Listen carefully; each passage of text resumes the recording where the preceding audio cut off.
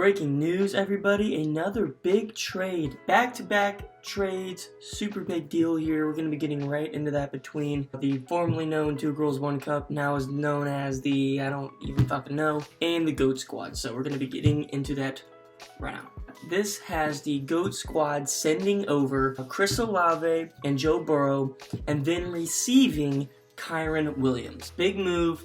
Chris just got Kyren Williams from the trade with Dom in the Cooper Cup trade, and now he's flipping him right away. I thought this was probably going to be the plan. He became the new Dom with having too many running backs. You know what? I think both of these managers are benefiting. I want to have us hear from both of these managers. We're going to start off with Tyler. He did send in a video talking about the trade, so we're going to play that for you guys right now. Roll the clip. You know, Jax, we're feeling good. We're feeling good. We're feeling real good after this one. You know, we needed an RB1. Not just a running back. We needed an RB1. A one. Someone to hold down the fort when things get rough. You know, someone to tote the rock. Whatever they need to. Whenever I need them to. So, Olave's been underperforming. You know it is what it is. You know what? Get the fuck off the team. Burrow underperformed. Guess what? Replaced your ass. Mr. Irrelevant. Mr. fucking Irrelevant. Taking us to glory, to the promised land, to new heights. A new horizon. Somewhere we haven't been in a couple years. A few years.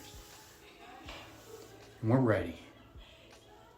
We're ready. Yes, I do believe that this is a good deal for the GOAT Squad, okay? Whenever you're having question marks at the wide receiver position, which we touched on, showing out as they probably normally would, I think it was very important for this team to go out and get a solidified RB1, in this case, Kyren Williams. And they went out and did that. Now, giving up Olave in this matter does suck. I will say that that is not the price tag that I would have paid to get my RB1. I would have maybe given up Waddle or Ayuk. You know, guys that aren't probably going to be the number one wide receiver on their team. I mean, I know that the Saints offense isn't as good, but Olave is still considered the wide receiver one. So that's maybe my only thing, but it's not a big thing. Chris did not send in a video, but he did send a quote, and we're gonna show you guys this right now. I asked him, you know, what did he think about these trades? He's been a really busy guy. We didn't get to hear from him in the last trade, but it says, team's complete, time to win a bowl.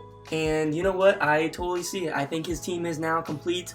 I think, obviously, he lost his identity with losing Cooper Kupp. I think having him and Chase was going to be super dynamic for this team. He wanted to go with a more balanced approach, and I can't blame him for that. I think that is the smarter option here. Now, you know, even though he does get Olave, that does not mean that his team is bona fide, solidified. He still has 3 people now starting from the Cincinnati Bengals. I think his new name is now the Cincinnati Bengals. I don't believe in ever running a fantasy team with more like 3 people from the same team, unless it's the Dolphins. The Bengals are not the Dolphins. Don't know what they're doing right now. Clearly, they have had one good game, and that was against the Cardinals. I think my middle school team could put up a decent fight against the Arizona Cardinals.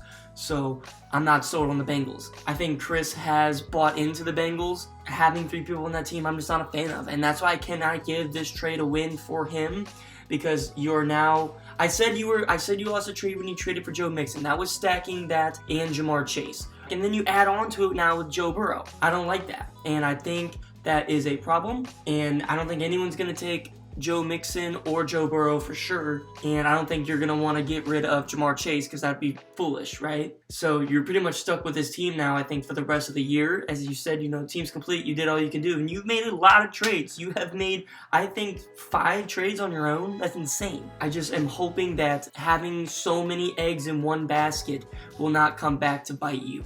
I'm going to leave it at that. Obviously, I respect both managers for making a move. I do think it evens out Chris's team in getting now a wide receiver 2.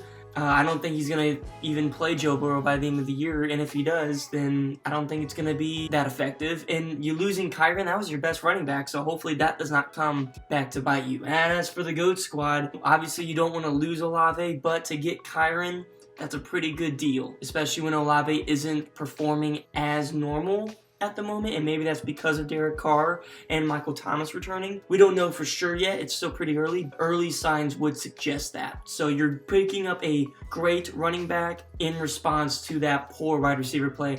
I like that move, and I think this is going to be a good thing for this team moving forward. So we're going to be looking out for this in the coming weeks. Next week, for Week 7, we will be recapping the best and worst trades thus far, so stay tuned for that. This might be one of them. We don't know yet. Thank you all for watching, and good luck in Week 6.